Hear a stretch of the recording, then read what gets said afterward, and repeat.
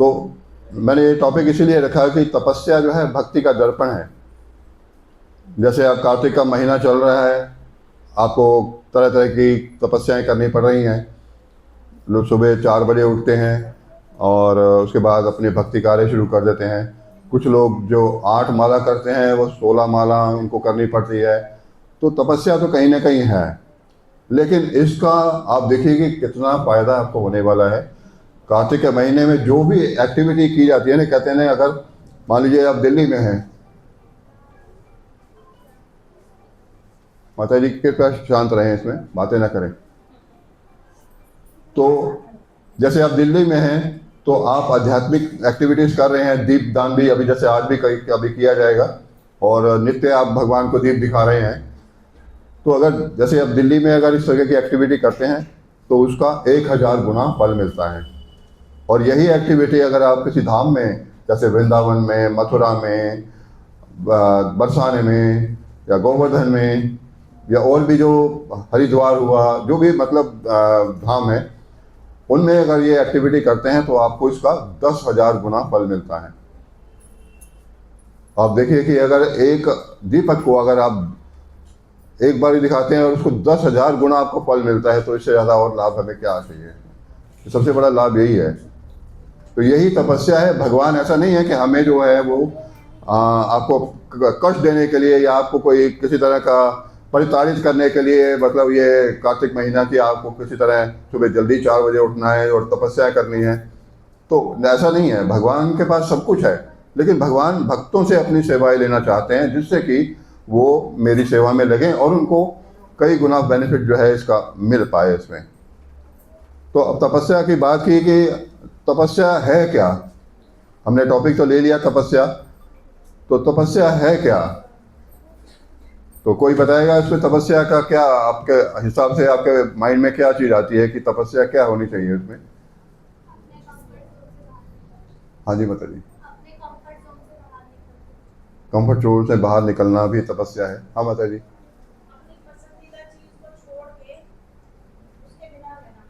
हाँ हाँ, ये भी ठीक है। अपनी पसंद चीज़ें, जो चीज़ें हम खाते हैं जिसके बिना हम नहीं रह सकते, उसको इस महीने में छोड़ देना, ये भी एक तपस्या है इसमें। तो तपस्या। हाँ जी, और कोई बताने वाला था। हाँ माता जी। 3 और 4 बजे उठना चाहिए, जपा ज्यादा करना चाहिए, हाँ भगवान के ज्यादा ध्यान करना चाहिए। हाँ, ये भी है। माता जी कह रही हैं जैसे विधि विधानों का पालन जो है वो हमें और दृढ़ निश्चय के साथ करना चाहिए, जिससे कि भगवान से हमारा प्रेम जो है, जो संबंध और अधिक सुदृढ़ हो सके इसमें। तो वास्तव में देखा जाए कि जैसे माता जी ने कहा, एक माता जी ने कहा कि अपने आप को कंफर्ट जोन से बाहर निकालना। तो हमारी ये आदत है कि हम जो है अपने आप को कंफर्ट जोन में ही रहना पसंद करते हैं। अब देखिए कि जरा सा आपको कहे कि 2 घंटे कुर्सी पर बैठना है, जपा करना है, तो आप नहीं बैठ सकते उसमें। आप कभी इधर होंगे, कभी उधर होंगे, आधे घंटे तक तो बैठ जाएंगे, 1 घंटे बैठ जाएंगे, लेकिन उसके बाद आपसे बैठा नहीं जाएगा, आप खड़े हो जाएंगे, इधर उधर घूमेंगे। और क्योंकि कलयुग में जो है ना, ये सारी इतना आसान नहीं है तपस्या करना। और भगवान जो है हमारे पास इसीलिए अधिक कृपालु हुए हैं कि वो, आप जैसे भी जिस भी मूड से तपस्या कर रहे हो या आप भगवान का नाम ले रहे हो, भगवान उसको एक्सेप्ट करते हैं उसमें। तो वास्तव में देखा जाए तपस्या का अर्थ यही है कि इच्छा पूर्वक जो अपने आप को कष्ट में डालना, लेकिन किसके लिए। आध्यात्मिक लक्ष्य के लिए, विधि विधानों का जैसे माता जी ने कहा कि पालन करने के लिए अपने आप को कष्ट में डालना। और जैसे माता जी कह रहे हैं कि कंफर्ट जोन से बाहर निकलना। तो इस तरह की अगर हम प्रवृत्ति रखते हैं कि हमें भगवान को प्रसन्न करना है, हमें भगवान की प्रसन्नता के लिए ये कार्य करना है, हमें सुबह 4 बजे उठना ही है, चाहे कुछ भी हो जाए।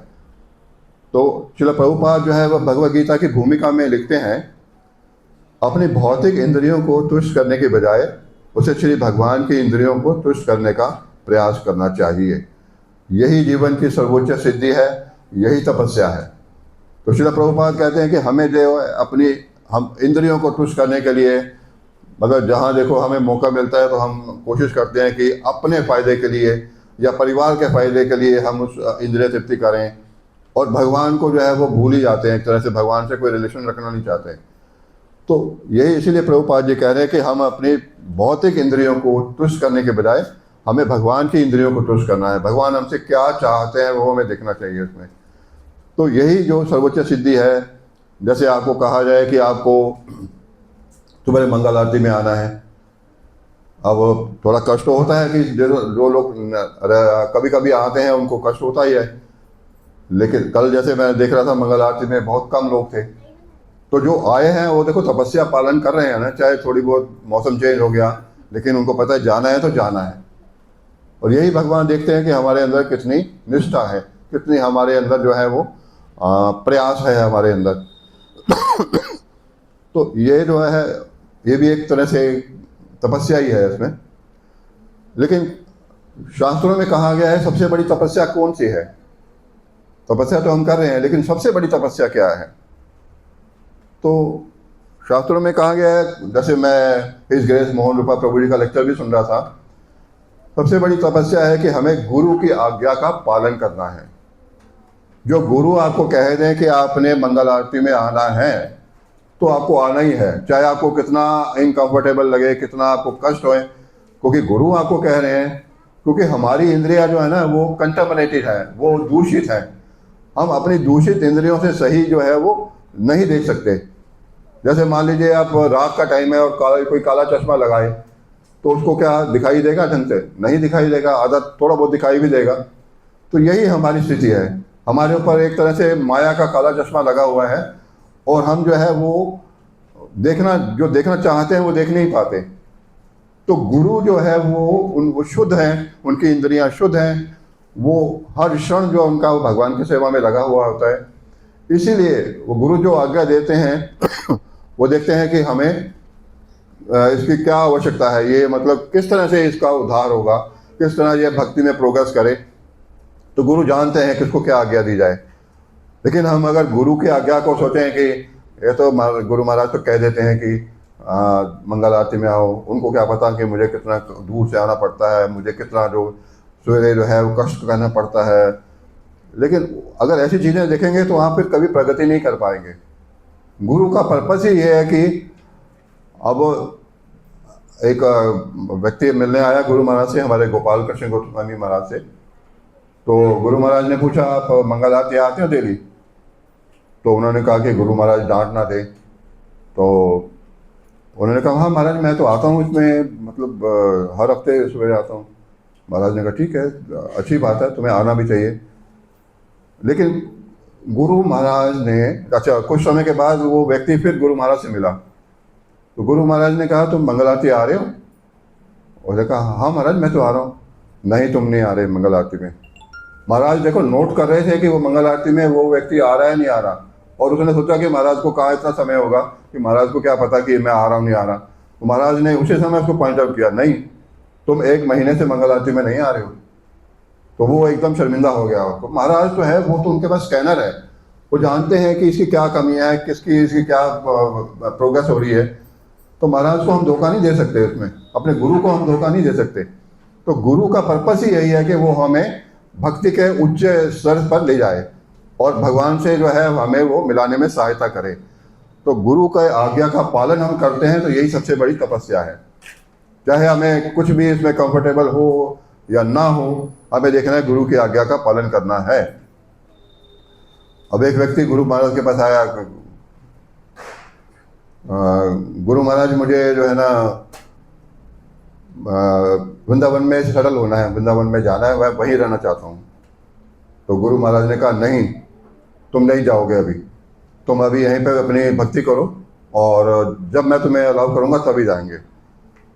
अब वो क्या हुआ, उसने कुछ समय बाद अपना दिमाग लगाया, उसने कहा गुरु महाराज तो ऐसे बोल लेते हैं। उसने गुरु महाराज की आज्ञा का अवज्ञा की और वो अपना सामान लेके गुरु वहाँ पे वृंदावन पे जाके एक उसने फ्लैट किराए पे ले लिया, वहाँ रहने लग गया। और कुछ देर बाद क्या हुआ, कुछ स्थिति कैसी हो गई, जो यहाँ पे वो दिल्ली में माला कर रहा था, जिस ढंग से वो विधि विधानों का पालन कर रहा था, पूरे जो भक्ति कर रहा था, वहाँ जाकर उसकी धीरे धीरे उसने, क्योंकि वो अकेला व्यक्ति था, उसने जहाँ पहले वो 25 माला कर रहा था, धीरे धीरे वो 20 पे आ गया, 20 से वो धीरे धीरे 16 पे आ गया। तो क्योंकि उसको कोई मॉनिटर नहीं कर रहा था, वो सोच रहा था कि अब मुझे कौन देखने वाला है, अब मेरी मर्जी है, मैं चाहे को भी करूँ कुछ भी करूँ। तो महाराज ने उसको बोल दिया था कि नहीं जाना, लेकिन उसने इग्नोर किया। तो धीरे धीरे क्या हुआ, वो भक्ति के लेवल से नीचे आता गया। और एक दिन ये हुआ कि उसका मन ही ना लगे भक्ति करने में। वो माला लेके बैठे, उसको टेंशन हो जाए, उसके विचार, दूसरे विचार आ रहे हैं, वो ढंग से बिल्कुल कर ही नहीं पा रहा।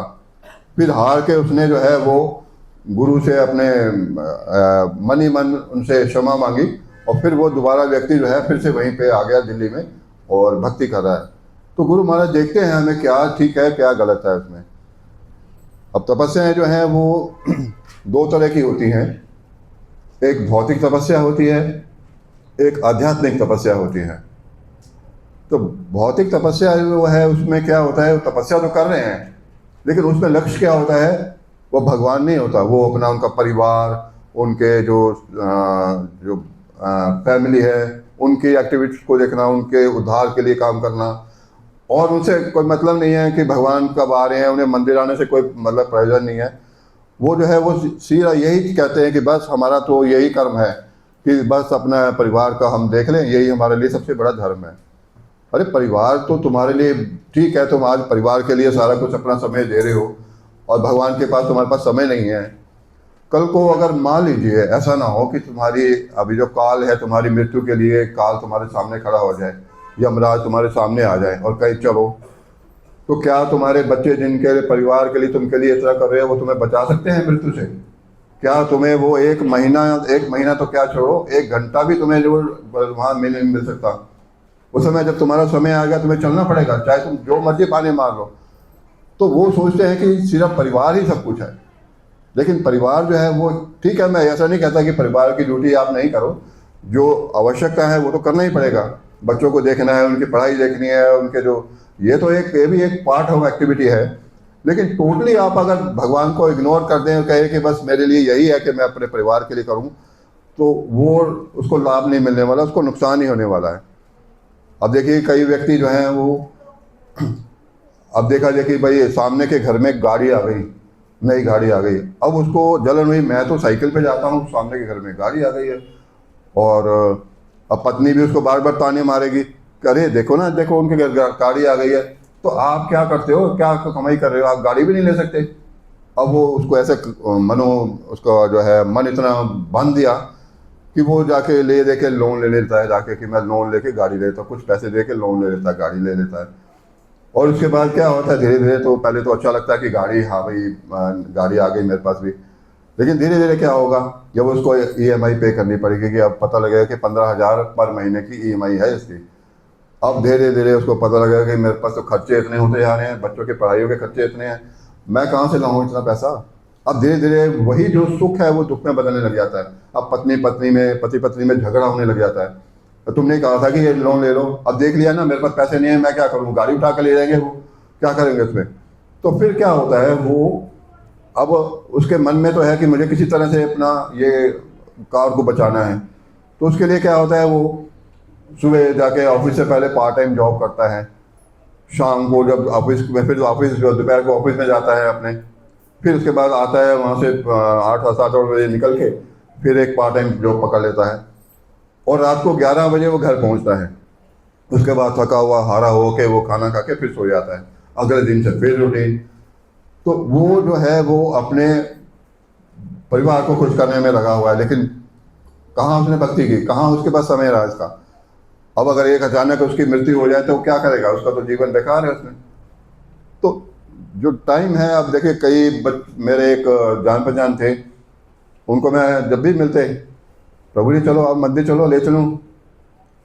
अरे नहीं प्रभु जी, आज संडे है, कल बच्चे का टेस्ट है, मुझे तैयारी करानी है, वो करनी है, मुझे तो बहुत वो उसमें तैयारी करनी पड़ेगी। ठीक है भैया, मैंने कहा कोई बात नहीं। 2-3 बारी कहा, फिर मैंने कहा, वो हर बारी वो कोई बहाना मार देते थे कि नहीं देखो अब वो ना बच्चे को, वो दूसरे बच्चे के नंबर कम आया है, मुझे पूरी मेहनत करानी है। तो उनको भगवान की एक्टिविटी से कोई मतलब नहीं था। ठीक है, उसके बाद बच्चे जो बड़े हो गए, उसके बाद उसने मतलब बेटा जो है उनका वो चार्टर्ड अकाउंटेंट बन गया, और उसके बाद बेटे की शादी की, अब लड़की भी चार्टर्ड अकाउंटेंट आई। अब जो शादी उन्होंने की वो लोन लेके, जैसे कि भाई किसी तरह से इसके बेटे की शादी करनी है, तो उन्होंने 15-20 लाख का लोन ले लिया। अब उसके बाद क्या हुआ, कुछ समय के बाद वो पति पत्नी अपना दोनों चार्टर्ड अकाउंटेंट थे, उनकी इनकम थी। अब उन्होंने घर में पैसा देना बंद कर दिया, दोनों पति पत्नी ने। अब वो जो फादर था उसको कहा कि मैंने इतना कुछ किया है, वो तुम्हारे लिए, तो इतने मैंने तुम्हारी पढ़ाई कराई, तुम्हारे लिए किया, और ले लेके तुमने मुझे एक पैसा नहीं दे रहे। तो उन्होंने कहा पापा ये तो आपकी ड्यूटी है, आपने ही तो लोन लिया, हमने थोड़ी लिया लोन, इसमें आप चुकाओ अब। तो धीरे धीरे वो जो है, और एक दिन ये आया कि दोनों जो बेटे और बेटी थी, दोनों ने मिलकर ये सलाह बनाई कि हम गुड़गावा में फ्लैट ले लेंगे, क्योंकि यहाँ पे हमारा गुजारा नहीं होने वाला है, छोटा फ्लैट है, यहाँ पे जगह ही नहीं है इसमें। तो एक दिन जाने से पहले उन्होंने अंदर अंदर से वो फ्लैट देख लिया, और जाने से पहले अपने फादर को बोला पिताजी अब हम अलग फ्लैट ले रहे हैं, उसने गुड़गावा में ले लिया, हमने देख लिया, तो पति पत्नी हम वहीं रहेंगे, आप यहाँ पे रहो उसमें। तो अब उसने कहा कि भैया मैं तो किस्तें देना है, मैं तो तुम्हारी शादी के लिए किस्तें ली थी, वो कौन चुकाएगा? अरे ये आपका हेडेक है, तुम्हारा हेडेक है, हमारा थोड़ी है, हम तो अपना मतलब। तो उन्होंने कहा देखो ये मैंने आज तक किया, तुम्हारे लिए क्या क्या किया, तुम मेरे लिए मतलब ये कर रहे हो उसमें। तो जो इतना समय उसने लगाया उसको क्या मिला? आके एक दिन मुझे मिला, कहता है प्रभु जी आप ठीक कहते थे कि आप मंदिर आ जाओ, मैं आपको इग्नोर करता रहा, और अब देखो मेरे दोनों जो बेटा और उसकी जो वाइफ है वो मेरे को ही छोड़ के चले गए, और मैं अब जो है वो किस्तें किसी तरह से मेहनत कर करके किस्तें चुका रहा हूँ उसमें।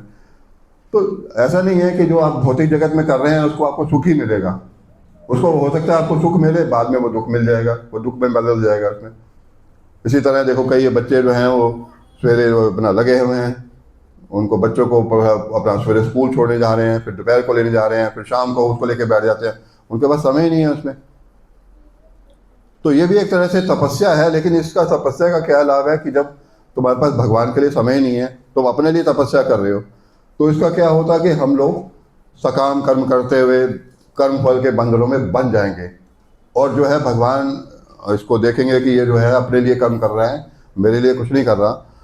तो उसका परिणाम ये होगा कि एक दिन जो है वो उसको माया जो है परिताड़ित करना शुरू कर देगी। जैसे मैंने बता आपकी एग्जाम्पल दिया कि किस तरह माया ने उसको परिताड़ित किया। तो अगर हम बच्चों के लिए ठीक है कर रहे हैं, लेकिन उनको हम बिल्कुल बच्चों पे ही डिपेंडेंट हो रहे हैं, तो ये नहीं हो सकता इसमें। और अभी स्कूल का याद आया तो मुझे एक जोक याद आया कि एक बच्चा शरारती था। जैसे यहाँ पे बच्चे होते हैं उनको अब काम लगाने के लिए बिठा दिया कि ड्राइंग बना, ताकि बच्चे जो है बिजी रहेंगे इसमें।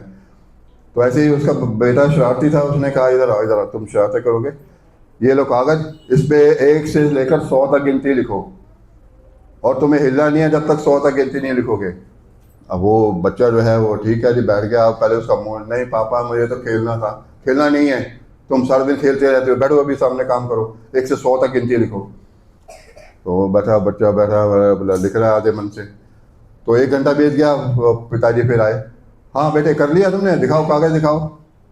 उसे, अरे ये क्या, तुमने तो सिर्फ 31 तक गिनती लिखी है, मैंने तो 100 तक बोला था, तुमने 31 तक, 31 तक गिनती लिखी है।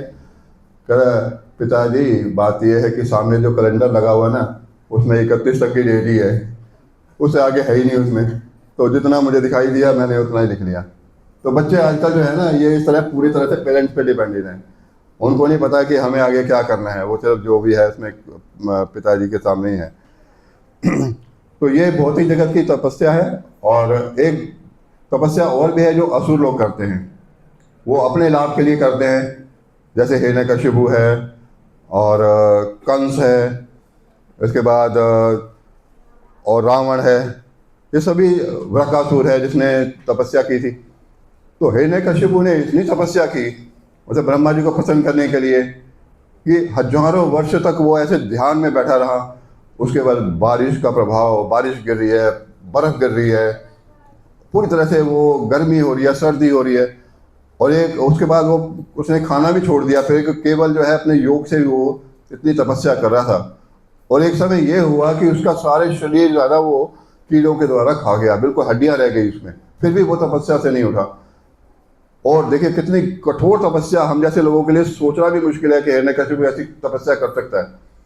और ब्रह्मा जी देखकर बड़े प्रसन्न हुए कि देखो इसने ऐसी तपस्या की मेरे लिए, वहाँ प्रकट हुए और बोला कि मैं तुम्हारी तपस्या से बहुत प्रसन्न हूँ। उन्होंने अपने कमंडल से जल निकाला, उसके ऊपर हिरण्यकशिपु के ऊपर छिड़क दिया, तो वो हिरण्यकशिपु फिर से वैसे ही हो गया। तो उसने कहा कि मुझे अगर आप प्रसन्न हैं मेरी इस तपस्या से, तो मुझे वरदान दीजिए ब्रह्मा जी कि मैं अमर हो जाऊं। तो ब्रह्मा जी ने कहा मैं खुद अमर नहीं हूं तो तुम्हें कैसे अमरता का वरदान दे दूं, तुम और कुछ मांग लो। तो उसने चालाकी से ऐसे वर मांग लिए कि ना मुझे कोई दिन में, ना रात में, ना किसी हथियार से, ना मुझे जल में, ना किसी देवता द्वारा, ना मनुष्य द्वारा, ना किसी वो हथियार से। तो इस तरह से उसने अपने को सुरक्षित कर लिया। और ब्रह्मा जी ने कहा अच्छा दिया, दिया ये वर भी दिया, ये दिया। उसके बाद जब उसे देखा कि अब सारे वर तो मिल गए, अब उसकी स्थिति बदलने लग गई। वो अपने आप को समझा कि मैं तो सचमुच अमर बन गया, अब मैं जो चाहे कुछ कर सकता हूँ। और उसके बाद उसने, जैसे आपने सुना होगा कि पूरी तरह से अत्याचार करने शुरू कर दिए। और प्रहलाद महाराज पर तो विशेषकर उसने अपना पुत्र होते हुए थे उस पर इतने कष्ट दिए उसको। क्योंकि असुरों का लक्ष्य क्या होता है, वो भक्ति नहीं होता, वो भौतिक तपस्या करते हैं, वो केवल अपने स्वार्थ के लिए भक्ति करते हैं। और रावण देखिए तपस्या कर रहा था, और कितनी तपस्या की, शिव जी को प्रसन्न कर लिया, उसको कितनी सिद्धियां मिली। लेकिन बाद में उसकी बुद्धि जो है, वो विद्वान होते हुए भी उसकी बुद्धि माया द्वारा भ्रष्ट कर दी गई उसमें। इसी तरह वृकासुर जो है वो असुर था, और वो शिव जी को प्रसन्न करने के लिए तपस्या कर रहा था। तो 6 दिन तक लगातार वो यज्ञ करता रहा, 6 दिन तक उठा ही नहीं, लगातार 6 दिन तक बिना खाए पिए वो तपस्या करता, वो यज्ञ करता रहा। उसके बाद वो कोई उसका परिणाम नहीं मिला, वो असफल रहा उसमें तपस्या करने में। तो फिर उसने कहा कि ये तो मेरी यज्ञ में लगता है कोई शक्ति नहीं है जो मैं इतना तपस्या कर रहा हूँ। फिर उसने ये डिसाइड किया कि मैं अपनी गर्दन काट दूंगा। तो वो अपना नहा धो के और अपना तैयार होके अपने तलवार लेके अपनी गर्दन काटने ही वाला था शिव जी की प्रसन्नता के लिए। तो शिव जी वहाँ प्रकट हो गए, और उन्होंने कहा कि तुमने मेरी इतनी तपस्या की, अब तुम्हें सिर काटने की जरूरत नहीं है, मैं अब आ गया हूँ, तुम्हें जो चाहोगे वरदान मिलेगा। तो वृकासुर ने क्या वरदान मांगा? अब वो असुर था, उसके मन में भक्ति तो थी नहीं, उसके मन में स्वार्थ था, लालच था। वो सोच रहा था कि मैं किसी तरह से लोगों को कैसे प्रताड़ित करूं। तो उसने ऐसा भयंकर वर मांगा कि जिसके सिर पर भी मैं हाथ रखूं उसका सिर फट जाए और वो समाप्त हो जाए। अब देखिए असुरों की क्या इच्छाएं हैं, देखिए वो सामाजिक कल्याण के बारे में सोच ही नहीं सकते। वो ये सोच रहे हैं कि मैं किसी तरह से, मतलब अपने आप को बस सारे दुनिया पे मैं राज्य करूं। और फिर उसने कहा कि मैं जिस पे भी हाथ रखूं वो जो है उसका सिर फट जाए, वो मर जाए। तो उसके बाद जो शिव जी ने कहा ठीक है, शिव जी ने उस समय सोचा नहीं था कि ये क्या इसके मन में चल रहा है। तो जैसे ही शिव जी ने कहा ठीक है तथास्तु, उसके बाद वो वृकासुर तो था वो तो शेर बन गया। अब वो कहा, उसके मन में आ गया कि मैं क्यों ना शिव जी को ही भस्म कर दूं, सबसे पहला प्रयोग जो मैं शिव जी के ऊपर करूं, और जो पार्वती है उनको मैं उठा के ले जाऊंगा और उससे विवाह कर लूंगा। तो इस तरह की जो टेंडेंसी है ना वो असुरों की होती है। वो तपस्या करते हैं लेकिन अपने लिए, अपने स्वार्थ के लिए। तो फिर बाद में जब भगवान ने प्रकट हुए, उन्होंने देखा कि शिव जी तो इस समय संकट में है। तो भगवान जो है विष्णु जी वो ब्राह्मण के रूप में प्रकट हुए, और आप सब जानते हैं उसके बाद में। तो कहने का मतलब ये है कि ये असुरों की तपस्या का कोई लाभ नहीं है इसमें। ये सिर्फ अपने लिए जो तपस्या की जाती है वो केवल यूजलेस है, उसका कोई फायदा नहीं है। वो श्रम एव ही केवलम, जैसे श्रीमद् भागवतम में कहा गया है कि वो केवल आप श्रम कर रहे हैं, उसका कोई लाभ मिलने वाला नहीं है। अब देखिए कि कितने, देखिए ऐसे दुकानदार देखिए कि सवेरे अपना 9 बजे दुकान खोल लेते हैं अपने, उनको लालच होता है कि हाँ भैया सीजन चल रहा है, जितना कमा लूँ। उसके बाद क्या है, रात के 9:30 10 बजे तक, सुबह से लेकर रात के 9:30 बजे तक वो दुकान चला रहे होते हैं। उसके बाद दुकान बंद करते हैं, 10 साढ़े 10 बजे दुकान बंद की, 11:30 12 बजे घर पहुंचे। उसके बाद क्या है, थके हुए आए, खाना खाया और सो गए, अगले दिन से फिर रूटीन। तो ऐसे लोगों का कैसे उद्धार होगा? अब जिनके पास सिर्फ खाना पीना और यही सिर्फ मौज करना, वो सोचते हैं कि धन कमा लो अपने, बस हम ऐशो आराम करेंगे उसमें। अब देखिए दुकानदारों में अक्सर देखा होगा कि आपने सबका पेट निकला होता है दुकानदारों का काफ़ी, वो इसी वजह से कि वो सवेरे से शाम तक केवल खाने पीने और अपना अपना पैसा कमाने में लगे रहते हैं इसमें। और इसी तरह आपने देखा होगा कि अभी हाल ही में अभी एक इंसिडेंट हुआ है जो दिल्ली गवर्नमेंट ने किया था अभी, कि आर्टिफिशियल रेन का प्रयास किया जा रहा था कि हमें जो क्लाउड सीडिंग करके उसको जहाज के द्वारा जो आर्टिफिशियल रूप से हम वर्षा करेंगे, और उसमें करोड़ों रुपया उसमें खर्च कर दिया गया। लेकिन परिणाम क्या निकला? ना तो आर्टिफिशियल वर्षा हुई और उनका पैसा भी बेकार गया। और उन्होंने फिर बाद में ये कहा कि जी बादलों में नमी कम है, इसकी वजह से ये आर्टिफिशियल वर्षा नहीं हो पाई, हम फिर प्रयास करेंगे। तो ये एक तरह से आसुरी वृत्ति है। आप आर्टिफिशियल वर्षा कर भी लें तो उसका क्या होगा, ना तो वो पौधों के लिए, क्योंकि उसमें सारे केमिकल की वजह से वर्षा हो रही है, ना तो वो पौधों के लिए बेनिफिट है, ना उसका कोई खेतों में लाभ है। और अगर आप उसको पानी को पीने का भी प्रयास करते हैं जैसे कोई फिल्टर करके, तो भी उसको, क्योंकि केमिकल के से वो वर्षा हो रही है, वो आर्टिफिशियल है, उसका आपको नुकसान ही होने वाला है। तो ये जो है ना, इसका कोई फायदा नहीं है। हम भौतिक प्रयास कर रहे हैं, लेकिन किस लिए, कि भाई इसमें किसी तरह से हमारा ये, हम ईश्वर बन जाएंगे, हम कहेंगे हमने देखो वर्षा बना ली हमने, हम जब चाहे वर्षा कर सकते हैं। ये अपने आप को ये मानना कि ईश्वर हमारे आगे पीछे छोटा है। अब मैंने कहीं पढ़ा था कि चाइना एक ऐसा सूरज बनाने की कोशिश कर रहा है, जैसे ये सूरज सामने है इसी तरह का वो आर्टिफिशियल वे से एक सूरज बनाने का प्रयास कर रहा है। काफ़ी टाइम से वो प्रयोग चल रहा है। वो कहते हैं जी हम ऐसा सूरज लाएंगे जो इस सूरज से भी कहीं ज़्यादा रोशनी वाला और कहीं ज़्यादा गर्मी देगा। और ऐसा प्रयास आप सोचिए कभी सफल हो सकता है? ये सब आसुरी प्रवृत्ति हैं, अपना पैसा वेस्ट करना और अपने आप को मानना कि ये हम जो है ईश्वर से ऊपर चले गए हैं। इसी तरह देखिए रावण ने जो उसने कहा कि मैं स्वर्ग लोक तक ऐसी सीढ़ी बनाऊंगा कि जिसमें जो मेरे असुर लोग हैं उनको कोई जो है विधि विधानों का पालन नहीं करना, सीधा सीढ़ी से जाकर स्वर्ग लोक तक पहुंच जाएंगे इसमें। लेकिन वो बना पाया ऐसी सीढ़ी? नहीं बना पाया, क्योंकि ऐसे आसुरी वृत्ति हैं, तो इसका परिणाम अंत में दुखदायी होता है। तो लोगों को ये नहीं पता कि जो हम कर रहे हैं आज, वही हमारे लिए कल को दुख बनने वाला है इसमें।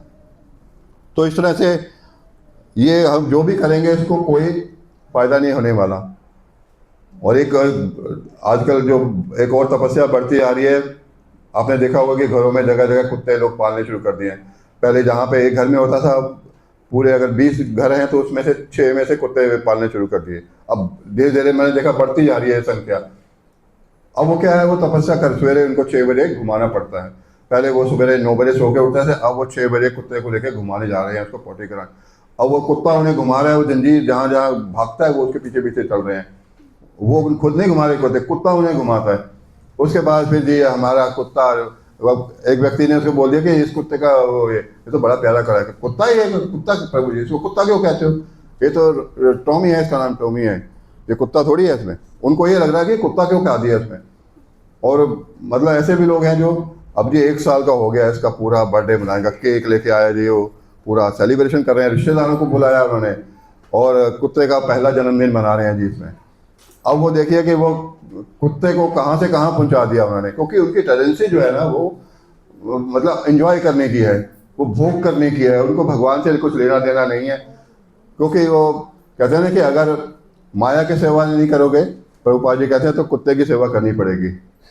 If you cannot serve the dog god then you have to serve dog. अगर आप भगवान की सेवा नहीं कर सकते तो हमें कुत्ते की सेवा करनी पड़ेगी। तो इस प्रकार से ये एक भौतिक तपस्या के मैंने कुछ एग्जाम्पल दिए कि इसका लाभ कुछ मिलने वाला नहीं है। ये केवल अपने स्वार्थ के लिए तपस्या की जाती है, जिसका अंत जो है वो दुखदायी होता है। इससे जो है वो भगवान से आपका संबंध भी टूट जाता है, और आपका जो जीवन का लक्ष्य है कि हमें आध्यात्मिक जो लक्ष्य को प्राप्त करना है, वो इसमें कोई मतलब बिल्कुल छूट जाता है इसमें। तो असली तपस्या वो है जो आध्यात्मिक तपस्या, जो हम भगवान की प्रसन्नता के लिए करते हैं। ठीक है, भौतिक तपस्या सब कर रहे हैं, लेकिन हमें तपस्या करनी है भगवान की प्रसन्नता के लिए। भगवान हमसे क्या चाहते हैं, हम किस तरह से भगवान को संतुष्ट कर सकें, किस तरह से हम विधि विधानों का पालन कर सकें, जिससे कि हम जो है वो भगवान की सेवा कर सकें। उसमें अगर आपको कष्ट भी होता है तो भगवान आपके कष्टों को देखते हैं। अगर आप भगवान की सेवा में लगे हैं तो भगवान देख रहे हैं कि मेरे लिए इतना कष्ट ले रहा है, तो आप भगवान के लिए 1 कदम चलते हैं, भगवान आपके लिए 4 कदम आपके पहले चलेंगे। वो देखेंगे कि मेरे भक्त को क्या चाहिए। भगवान भगवद गीता में कहते भी हैं कि जो भक्त की मेरी आवश्यकताएं होती हैं उसको मैं पूरा करता हूँ। मैं देखता हूँ कि इसको भक्त को क्या चाहिए, लेकिन वो वही देंगे जो उसके लिए अनिवार्य है, जिसके लिए उसको विशेष आवश्यकता है।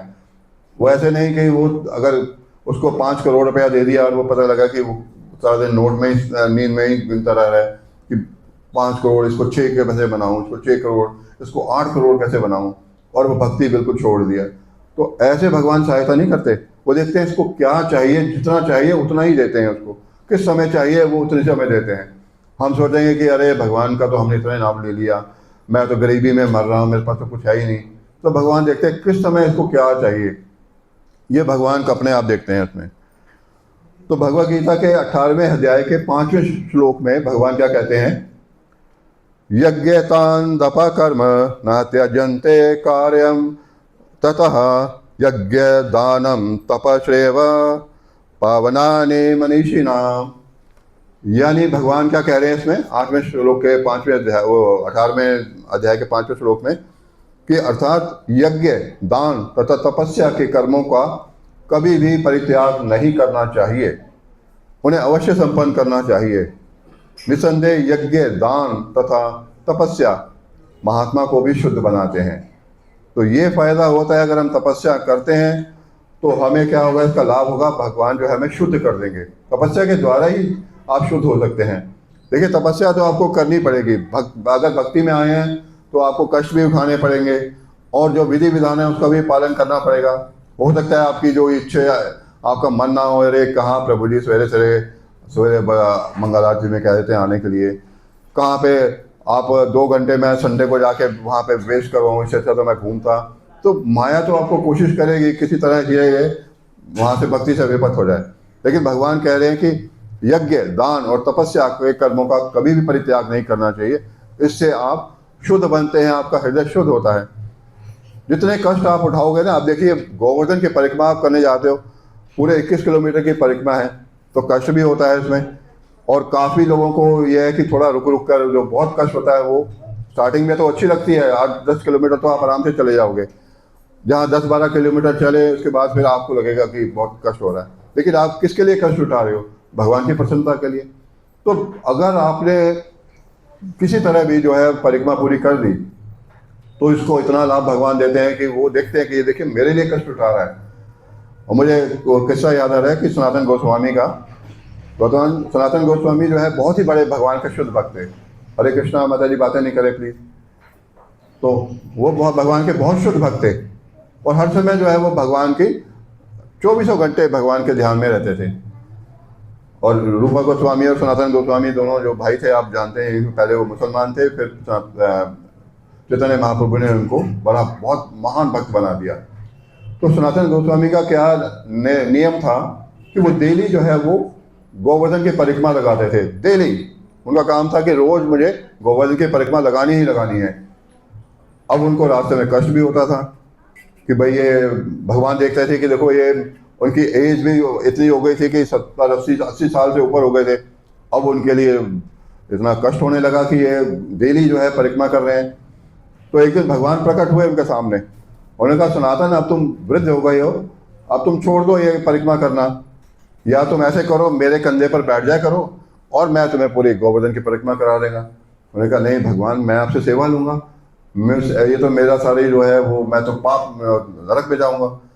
तो उन्होंने कहा नहीं सनातन, तुम अब इतने कष्ट होता है, तुम्हें देखो कि मेरे लिए इतने कष्ट ले रहे हो, तो तुम्हें ये परिक्रमा रोक देनी चाहिए। उन्होंने कहा नहीं भगवान, मैं परिक्रमा नहीं रोकूंगा गोवर्धन के, चाहे से कुछ भी हो जाए, लेकिन ये है कि आप मेरे साथ हैं तो मुझे क्या कष्ट है। तो भगवान ने देखा कि ये अटल हैं, ये डेली अपनी परिक्रमा करने के लिए तैयार है गोवर्धन की। तो भगवान ने क्या किया, एक वहाँ पे शिला थी, उसके ऊपर अपने पैर का पंजा से जोर से मारा और वो उस पर निशान पड़ गए। उन्होंने कहा सनातन, अब तुम्हें पूरी गोवर्धन परिक्रमा करने की जरूरत नहीं है, तुम केवल इसी जो शिला है ना, इसके चारों तरफ जो है वो अगर तुम 4 चक्कर लगा लेते हो तो तुम्हें वही फल मिलेगा जो गोवर्धन की परिक्रमा का करेगा। अब तुम्हें पूरा इतना 21 किलोमीटर घूमने की जरूरत नहीं है, तो इसी से जो है वो मतलब इसका लाभ तुम्हें मिल सकता है, वही लाभ मिलेगा जो तुम गोवर्धन की परिक्रमा कर रहे हो। और आज भी वो शिला उपलब्ध है। आप राधा दामोदर मंदिर में जाएंगे, जो गए हैं वो देखेंगे, उनके वहाँ पे रखी हुई है शिला, अभी भी वो है, वो आपको दिखाएंगे, पुजारी से बोलेंगे तो सामने रखी हुई है, उसमें अभी भी भगवान के चरण कमल छपे हुए हैं उसमें। और कहते हैं कि उस राधा दामोदर के अंदर अगर आप 4 चक्कर लगाते हैं ऐसे परिक्रमा करते हुए, वहाँ परिक्रमा मार्ग बनाया हुआ है, तो आपको वही फल मिलेगा जो आपको गोवर्धन की परिक्रमा का फल मिलता है। तो इतना भगवान देखे कि हमारे कष्टों को वो देखते हैं कि इसको कष्ट हो रहा है, लेकिन मैं कैसे इसका उद्धार करूं, कि ये मेरे लिए इतने कष्ट कर रहा है तो मैं भी इसके लिए कुछ ना करूं। तो ये मतलब भगवान जो है हमारे बेनिफिट में है। वो भगवान हमारे से क्यों ये ले रहे हैं कि भगवान चाहते हैं हम शुद्ध हों। और श्रील प्रभुपाद जो है वो इस संसार में जो मनुष्य है वो कुत्ते बिल्लियों की तरह लड़ने के समान नहीं है। बच्चे बेटा शोर नहीं बचाओ। तो ये संसार में जो है मनुष्य जो कुत्ते बिल्लियों की तरह हमारा ये जीवन नहीं है कि हम लड़ने के लिए नहीं है। मनुष्य जीवन की सत्ता महत्ता समझकर सामान्य पशुओं की भांति आचरण करना बंद कर देना चाहिए। मनुष्य को अपने जीवन के उद्देश्य को समझना चाहिए।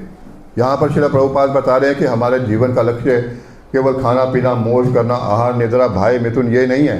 हमें इससे अभी आगे उठना है, हमें भगवान की सेवा करनी है और यही हमारा जीवन है मनुष्य जीवन। मनुष्य जीवन ऐसे नहीं मिलता।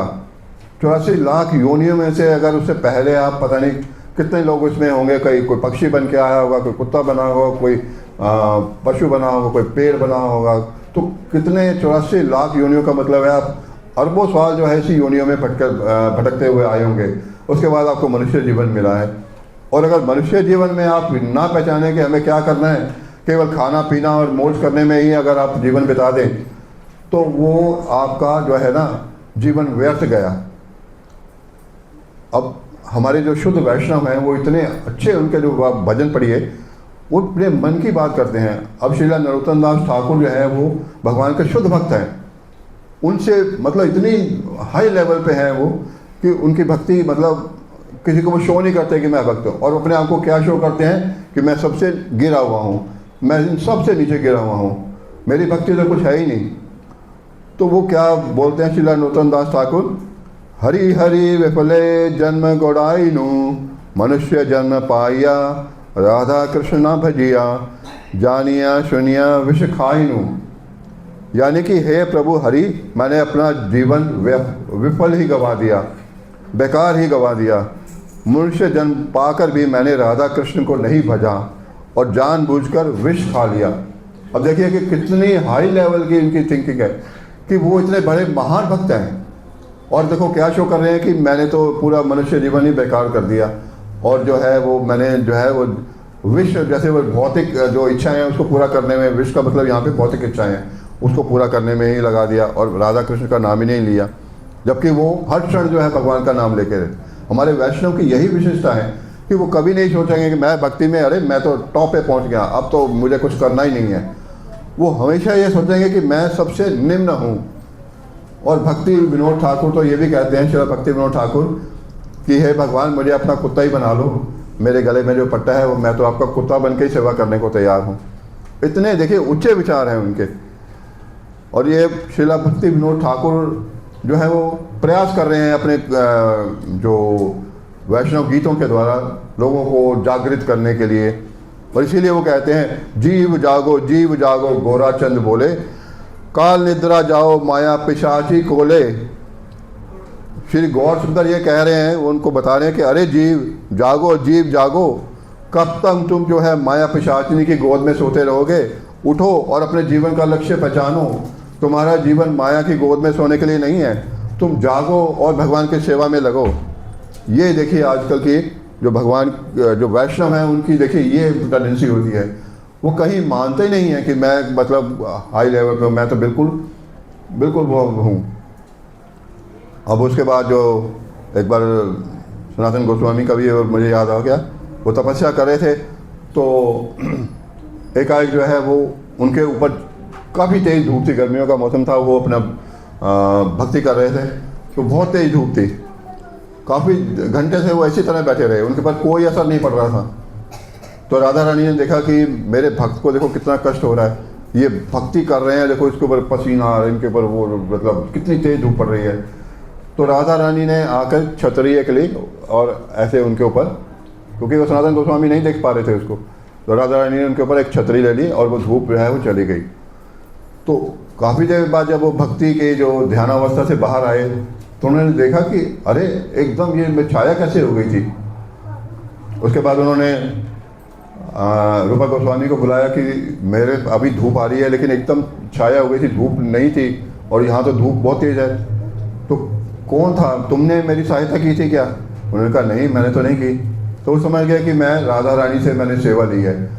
तो उनको बहुत कष्ट हुआ कि मैंने राधा रानी से इस प्रकार सेवा ली है, जबकि राधा रानी ने अचानक ही जो है उनको ये सेवा मतलब उनको दी कि वो उनके धूप ना लगे उसमें। तो वैष्णवों को वो कभी भी जो है वो नहीं चाहते कि हम किसी से सेवा लें। अब जो मानेंद्रपुरी हैं, जिनका आपने सुना होगा कि वो गोवर्धन पे तपस्या कर रहे थे और कोई उनको कुछ दे जाता था तो खा लेते थे, कुछ नहीं मिलता था तो वो भूखे रहते थे, व्रत रखते थे, कुछ नहीं खाते थे, वो किसी से मांगते नहीं थे। मानेंद्रपुरी अपने आप में मतलब भगवान की सेवा में लगे रहते थे 24 आवर्स। तो एक दिन भगवान ने देखा कि ये तो कुछ खा भी नहीं रहे हैं, तपस्या में लगे हुए हैं। तो भगवान जो है स्वयं जो एक दिन आए ग्वाल बाले का रूप धारण करके और एक बड़ा सुंदर सा लोटा लेकर दूध का, उन्होंने कहा कि मानेंद्रपुरी जी आप ये दूध मैं आपके लिए लाया हूँ। तो मानेंद्रपुरी ने देखा कि इतना सुंदर जो है ये बालक है, ये इतना सुंदर मैंने कभी देखा ही नहीं है, इतना सुंदर बालक। तो उन्होंने कहा कि तुम्हें कैसे पता कि मुझे भूख लगी है? तो उन्होंने कहा कि नहीं, अभी आपके पास से कुछ गांव वाले निकल के गए थे, उन्होंने देखा कि आपको भूख लग रही है और आप जो है वो काफ़ी जो है कष्ट में हैं, तो उन्होंने मुझे कहा कि इनके लिए दूध लेके जाओ, तो मैं आपके लिए दूध लेके आया हूँ। तो आप ऐसे कीजिएगा, ये जो बर्तन है ये भी रख लीजिए, अभी मैं बाद में आके ले लूँगा, आप दूध पीजिए। तो उस समय मानेंद्रपुरी को ये कहीं भी आवाज़ नहीं हुआ कि ये भगवान स्वयं आके वहाँ पर ये दूध लेके आए हैं। उसके बाद उन्होंने दूध जब पिया तो ऐसा दूध का स्वाद उन्हें कभी मिला ही नहीं, इतना सुंदर अमृतमय दूध। उन्होंने कहा कि ये कैसा स्वाद है जो आज तक मैंने कभी नहीं लिया, और वो पूरी तरह से संतुष्ट हो गए। फिर रात में जो है वो देखा कि वो बालक तो आया नहीं, रात को कह रहा था मैं शाम को आऊँगा, नहीं आया। उन्होंने कहा हो सकता कल आ जाए। तो रात को वही बालक उनके सपने में आया कि मानेंद्रपुरी जी मैंने आपको जो दूध दिया आपको कैसा लगा उसमें, तो और आपको जो कैसा वो लगा। जब उनको सपने में जब ये देखा उन्होंने, जब उनकी नींद खुली तो उन्होंने कहा कि मैंने भगवान से सेवा ली, भगवान ने आके मुझे दूध पिलाया, मैंने भगवान से सेवा ली। तो उन्होंने अपने आप को बहुत ग्लानि दी, बहुत उनको कष्ट हुआ कि मैंने कैसे भगवान से सेवा ले ली। तो ये वैष्णव के जो है ना ये हाई विचार होते हैं, वो किसी से सेवा नहीं लेना चाहते। लोग उनके सेवा करते हैं लेकिन वो कहते हैं नहीं मुझे नहीं सेवा नहीं लेनी, मुझे किसी की नहीं तपस्या लेनी। तो इस प्रकार से जो है वो ये है हमारी आज की स्थिति। और हमारी आजकल की युवा पीढ़ी क्या है, वो भक्ति में नहीं, उनका लाइफस्टाइल ही आप देखिए तमोगुण में है। जिस गुण में आप होंगे ना, अगर सतोगुण में होंगे तो आपकी एक्टिविटी वैसे ही होगी, आप रजोगुण में हैं तो आपकी एक्टिविटी वैसी ही होगी, आप अगर तमोगुण में है, रजोगुण में है तो आपकी एक्टिविटी वैसी होगी। तो अब देखिए कि जो आज की जनरेशन है वो क्या कर रही है, भगवान की तपस्या करने के बजाय मोबाइल तपस्या कर रही हैं। हाथ में मोबाइल है उनको, बस उनके लिए ना तो कोई माँ बाप है। अब आप अक्सर देखिए कि 6 लोग बैठे हुए हैं घर में और 6 के हाथ में मोबाइल है, ना वो उससे बात कर रहा है ना उससे बात कर रहा है, और वो मोबाइल में वो तपस्या उनकी मोबाइल से ही हो रही है। सवेरे से शाम तक वो चाहे उनको 10 घंटे बिठा लो वो मोबाइल नहीं छोड़ने वाले, और वो पता नहीं कैसे उसे चिपके रहते हैं, उनको लगता है कि यही हमारा लक्ष्य है। तो इस तरह से जो, क्योंकि मोबाइल ऐसा नहीं है बुरी चीज़ है, मोबाइल को अगर आप सही जो भगवान की सेवा में इस्तेमाल कीजिए, उसके जो आप लेक्चर्स हैं हमारे आचार्यों के, हमारे गुरु महाराज के, प्रभुपाद जी के, उनको आप सुनते हैं और लाइव दर्शन होते हैं। जैसे आप सवेरे 4 बजे 4:30 बजे खोलेंगे तो इस्कॉन वृंदावन से लाइव आरती आ रही होती है, मंगल आरती आती है। इसी तरह दिल्ली से आती है, मायापुर से आपको लाइव दिखाते हैं। तो इस तरह अगर आप मोबाइल का यूज़ करते हैं तो इसका लाभ होगा।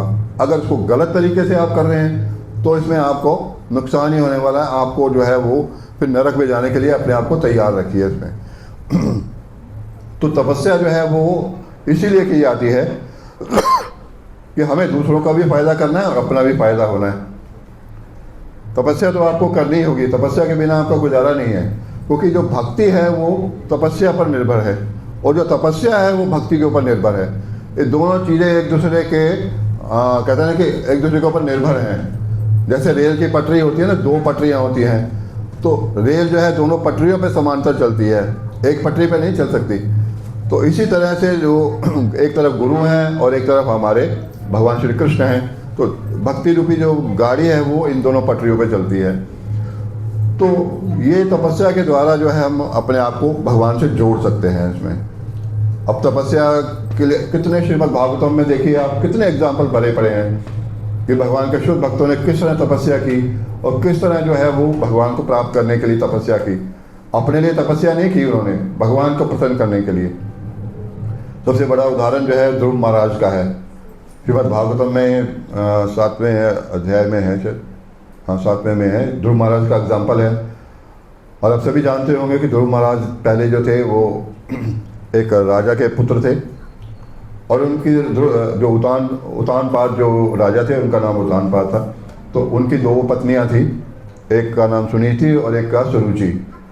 जो सुनीति थी वो छोटी थी और राजा को बहुत अधिक प्रिय थी। राजा सारा दिन जो है उसी से आकर्षित थे और उसकी बात मानते थे। और जो दूसरी सुरुचि थी वो ध्रुव महाराज की जो है वो माता थी इसमें। तो अब जो है वो राजा ने सिर्फ सुनीति को ही पूछता था, जो सुरुचि है उनको नहीं पूछते थे, वो अपना कोने में पड़ी रहती थी उसमें। तो एक दिन जैसे ध्रुव महाराज ने, जैसे बच्चों की होती है, तो इसका सुनीति का भी एक पुत्र था, जो एक सुरुचि का पुत्र था, दोनों के एक पुत्र थे। तो वही उन्होंने देखा कि राजा की गोद में, राजा उतानपाद की गोद में सुनीति का जो बेटा है वो बैठा हुआ है। तो उनके मन में भी इच्छा हुई कि मैं भी जाके बैठ जाऊं। तो सुनीति ने डांट दिया कि तुम नहीं बैठ सकते इसमें, तुम हटो यहाँ से, तुम चलो यहाँ से, तुम नहीं बैठ सकते। तो इसके लिए तुम्हें मेरे कोख से जन्म लेना पड़ेगा अगले जन्म में, और भगवान की जो है पूजा करनी पड़ेगी, तब जाके तुम बैठ सकते हो। अब वो ध्रुव महाराज को बहुत बुरा लगा, क्योंकि वो राजा के पुत्र से क्षत्रिय थे। उनको गुस्सा आ गया कि मेरे को कैसे ही है इन्होंने। तो वो अपनी माता के पास गए, सुरुचि के पास। उन्होंने कहा कि मेरे को इस तरह से पिताजी ने जो है वो अब उनकी जो दूसरी जो पत्नी है उनके सामने मेरी बेइज्जती की है, और उन्होंने कुछ भी नहीं कहा, और मुझे ऐसे उनके अपनी गोद में नहीं बैठने दिया। तो उनकी माता जो है सुरुचि ने कहा कि बेटा, उन्होंने कहा कि मैं क्या करूं इसके लिए। तो उन्होंने कहा तुम, भगवान जो है वो जंगल में मिलते हैं, भगवान ही तुम्हारी ये इच्छा पूरी कर सकते हैं और कोई नहीं पूरी कर सकता। तो भगवान के साथ जो है तुम्हें अपना तपस्या करनी पड़ेगी। तो उन्होंने कहा भगवान कहाँ मिलते हैं? केवल 5 वर्ष के तो बालक थे ध्रुव महाराज। तो उन्होंने कहा भगवान कहाँ मिलेंगे? तो उन्होंने कहा कि भगवान तो बेटे जंगल में मिलते हैं। तो अब उनके माइंड में ये था ध्रुव महाराज की कि मैं अपने पिता उतानपाद से भी अच्छा राज्य प्राप्त करूंगा, इससे भी ऊंचा राज्य प्राप्त करूंगा, और वो भक्ति के द्वारा भगवान को प्रसन्न करूंगा, भगवान मुझे ऐसा ही राज्य देंगे। तो शुरू में उनके अंदर बहुत एक इच्छा थी कि मैं इस राज्य को कैसे प्राप्त करूं। अब उनकी माता ने कहा कि अरे बेटा, तुम तो छोटे हो, तुम मतलब क्या जंगल में तपस्या करोगे, तुम अभी कुछ बड़े हो जाओगे फिर जाना तपस्या करने के लिए। तो ध्रुव महाराज ने कहा नहीं, अब मुझे तपस्या करनी है तो मुझे जाना ही है। तो वो किसी की बात ना सुनते हुए तुरंत चल पड़े जंगल की ओर, भगवान को प्रसन्न करने के लिए, तपस्या करने के लिए। तो जब भगवान ने देखा कि एक छोटा सा बालक, 5 साल का बालक तपस्या करने के लिए आ रहा है जंगल में, तो उन्होंने नारद मुनि को आदेश दिया कि जाओ इनकी परीक्षा लो कि ये सचमुच में मतलब मेरी भक्ति करना चाहते हैं या नहीं। तो नारद मुनि उनके सामने प्रकट हुए और कहा कि ध्रुव, तुम तो अभी छोटे बालक हो, तुम्हारा ये समय तो खेलने कूदने का है, तुम क्या ये भक्ति में लग रहे हो? तुम अभी खेलो कूदो तो बड़े हो जाओगे फिर भक्ति करना। उन्होंने कहा नहीं, मुझे भक्ति करनी है। अगर आप मुझे मेरी सहायता कर सकते हैं, मेरा कुछ मुझे गाइड कर सकते हैं तो ठीक है, नहीं तो मैं अकेला ही चला जाऊँगा। तो जब नारद मुनि ने देखा कि ये ध्रुव महाराज जो है वो सचमुच में भक्ति करने के इच्छुक हैं, तो उन्होंने कहा कि नहीं बेटा, तुम जब सचमुच में अगर इच्छुक हो तो मैं तुम्हारी सहायता करूँगा। तो तब जो है वो नारद मुनि ने ध्रुव महाराज को अपना शिष्य बना लिया और उनको जो है तपस्या करने के लिए कहा कि तुम जंगल में जाओ। उसको उनको बताया कि किस तरह तुम्हें तपस्या करनी है, किस तरह करनी है। और फिर उन्होंने एक मंत्र भी दिया उसको, ध्रुव महाराज को। कौन सा मंत्र था? हाँ, ओम नमो भगवते वासुदेवाय। उन्होंने कहा कि तुम इसी को ही अपना भक्ति में, इसी को मुख्य मतलब इसी की जो है वो उच्चारण करना, इसी की जो है भक्ति करना। तो ध्रुव महाराज पूरे डिटर्मिन होकर, जबकि उनके मन में बहुत एक इच्छा थी कि मैं अपने पिता से बड़ा राज्य प्राप्त करूंगा, तो वो तपस्या के लिए चल गए। और कैसे तपस्या की? पहले महीने उन्होंने केवल महीने में 3 दिन वो खाते थे, फल या कुछ ले लेते थे, केवल 3 दिन महीने में। और उसके बाद क्या, दूसरे महीने में उन्होंने 6 दिन के बाद जो है वो जल लेना या पानी लेना, महीने में 6 दिन सिर्फ। और उसके बाद धीरे धीरे क्या हुआ, तीसरे महीने में केवल वो जल पीते थे। उन्होंने फल भी खाना छोड़ दिया, कुछ नहीं खाते थे, केवल महीने के 9वें दिन में वो जल पीते थे। और चौथे महीने में उन्होंने जल भी छोड़ दिया और प्राणायाम करने के द्वारा वायु को अपने अंदर रोक लिया। और 5वें महीने में क्या हुआ कि वो एक ही पाँव पर खड़े हो गए, उनके अंदर इतनी योग शक्ति आ गई और एक पाँव पर खड़े हो गए और वो तपस्या करने लग गए।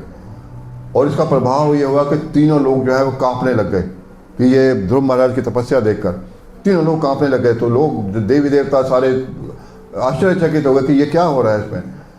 तब नारद जी ने कहा कि ये ध्रुव महाराज की तपस्या का फल है जिससे भगवान प्रसन्न हो रहे हैं। और भगवान ने जब देखा कि और वो जब धरती भी हिलने लग गई उनके जो ऐसे होने से, तीनों लोग तो कांपने लग गए और पृथ्वी जो है कहते हैं ना आधी नीचे चली गई उनकी भक्ति से। तब भगवान ने देखा कि ये भक्ति सचमुच में मेरे जो भक्त है इसने बहुत पूरे दृढ़ निश्चय के साथ भक्ति की है। तो भगवान प्रकट हुए, उन्होंने कहा कि मांगो क्या मांगे उसमें। अब भगवान को देखते ही उनके मन में जो सारी भौतिक इच्छाएं थी वो एकदम लुप्त हो गई, वो उनके मन में आए नहीं। उन्होंने कहा भगवान मैं आपसे क्या मांगूं, मुझे तो बस आपकी भक्ति चाहिए। उन्होंने 1% भी कहीं भी नहीं शो किया कि मुझे अपने पिता से बड़ा राज्य चाहिए। भगवान तो जानते थे कि इसके मन में क्या चल रहा है, लेकिन उन्होंने कहा कि भगवान जब मुझे हीरे मिल गए तो मैं कांच के टुकड़े लेके क्या करूँगा उसमें। अरे मेरे पास भक्ति रूपी हीरे हैं आपने जो दिए हैं, तो मैं ये कांच के टुकड़ों को क्या लेके करूँगा इसमें। तो मैं तो आपकी भक्ति करूँगा, मुझे और कुछ नहीं। बस मेरी यही प्रार्थना है कि मुझे नारद मुनि की कृपा मिलती रहे, वो मेरे गुरु हैं और गुरु के थ्रू वो मेरी मतलब मुझे गाइड करते रहें, मेरे को आलोक करते रहें उसमें। तो भगवान ने कहा ठीक है मैं तुम्हें जो भी तुम कह रहे हो इसी तरह भक्ति प्रदान करूँगा। लेकिन भगवान ने देखा कि इनके मन में कहीं ना कहीं भौतिक इच्छा थी कि अपने पिता से बड़ा राज्य लेने के लिए। तो उन्होंने कहा कि ध्रुव मैं तुम्हारी भक्ति से प्रसन्न हो गया, अब मैं तुम्हें एक ऐसा लोक प्रदान करूँगा कि जो सारे आसपास के लोग हैं वो जो है वो उस लोक की परिक्रमा करेंगे। और भगवान ने क्या प्रदान किया उसे, ध्रुव लोक प्रदान किया ध्रुव महाराज को, जिसका नाम ही ध्रुव लोक रखा। और सारे जो आसपास के जो सप्त ऋषि भी हैं सारे उस ध्रुव लोक की परिक्रमा करते हैं। और तो बड़ी बात कि भगवान जो है वहाँ पर द्वारपाल के रूप में वहाँ सदैव विद्यमान रहते हैं। कोई भी संकट आए भगवान तैयार है कि मतलब ध्रुव महाराज की रक्षा करने के लिए। तो इस प्रकार से भगवान ने देखा कि ये मेरा भक्त है तो उसकी सहायता की। और ब्रह्मा जी जब देखा कि आपने अभी तो है टाइम, तो ब्रह्मा जी को जब भगवान सृष्टि की जो है रचना करने के लिए दायित्व सौंपते हैं। और आप सभी जानते हैं कि ब्रह्मा जी का जो जन्म है जो अब ऐसे हमारी तरह नहीं होता। भगवान जो है वो हमारी तरह जैसे हम माता पिता से जन्म लेते हैं, भगवान ब्रह्मा जी इस तरह जन्म नहीं लेते। वो जो है गर्भोदायिक विष्णु जो है उनकी एक कमल की नाभि निकलती है, उसमें से ब्रह्मा जी का अवतार होता है, प्रकट होते हैं वो ब्रह्मा जी। इसीलिए इनका नाम जो है स्वयंभू भी कहा जाता है। स्वयंभू का मतलब है कि जिसके कोई माता पिता ना हो, यानी कि वो बिना माता पिता के भगवान की शक्ति से, दिव्य शक्ति से प्रकट होते हैं। तो जब भगवान ने उनको ये दायित्व सोचा कि अब सृष्टि की, क्योंकि प्रलय आती है तो सारी सृष्टि समाप्त हो जाती है, फिर से जो है वो सृष्टि की रचना की जाती है और उसका दायित्व ब्रह्मा जी को सौंपा जाता है। ब्रह्मा जी फिर आगे जो है वो प्रजापति, मनुओं को और उसके बाद अपने 4 कुमार और जो उनके पुत्र हैं उनको आगे सृष्टि का विस्तार करने में लगाते हैं। तो जब ब्रह्मा जी सबसे पहले प्रकट हुए तो भगवान की कमल नाभि से, तो उन्होंने देखा चारों तरफ जो है अंधकार ही अंधकार है, कहीं कुछ नहीं दिख रहा। और उन्होंने देखा कि चारों तरफ जल ही जल है, पूरा जो है वो पृथ्वी जल से मग्न है, पूरी डूबी हुई है पृथ्वी, कहीं कोई कुछ नहीं है, मतलब सिर्फ अंधेरा ही अंधेरा है। वो पहले उन्होंने थोड़ा अपने गर्भोदय विष्णु जी की नाभि से वो नीचे गए, देखा कहीं कुछ नहीं दिखाई दिया, फिर ऊपर आए तो वो समझ नहीं आ रहे थे कि मैं क्या करूँ इस समय, कैसे मैं सृष्टि करूँगा। तो तभी आकाशवाणी हुई और उन्होंने भगवान स्वयं बोले इसमें तपा, यानी कि तुम्हें तप करना है उसमें, तुम्हें जो है वो मेरा जो ध्यान करके तपस्या करनी है उसमें। तब ब्रह्मा जी भगवान की बात को समझ गए और उन्होंने 12,000 जो दिव्य वर्षों तक तपस्या की भगवान की। और जो है वो आप जानते हैं कि ब्रह्मा जी जो भगवान के शुद्ध भक्त है उसमें। इसी तरह भगवान जो कहते हैं कि 3 तरह की तपस्याएं होती हैं। भगवद गीता के जो 18वें अध्याय के 7वें, 8वें, 9वें श्लोक में भगवान कहते हैं कि 3 तरह की तपस्याएं होती हैं। एक सात्विक तपस्या होती है, और एक राजसिक तपस्या, और एक तामसिक तपस्या। 3 तरह की तपस्याएं होती हैं। तो जो तामसिक तपस्या होती है उसमें क्या होता है कि वो व्यक्ति जो है वो अपने कर्तव्यों को त्यागना नहीं चाहता, यानी कि वो निर्दिष्ट कर्तव्यों को पालन नहीं करता। वो मोहग्रस्त रहता है और कभी भी अपने जो नियत कर्मों का जो परित्याग कर देता है, और वो त्याग जो है वो तामसी कहलाता है इसमें। और जो रजोगुणी होता है वो क्या करता है कि जो व्यक्ति निष्ठ, ये मैं इसमें निकालता हूँ पूरे डिटेल में इसमें है।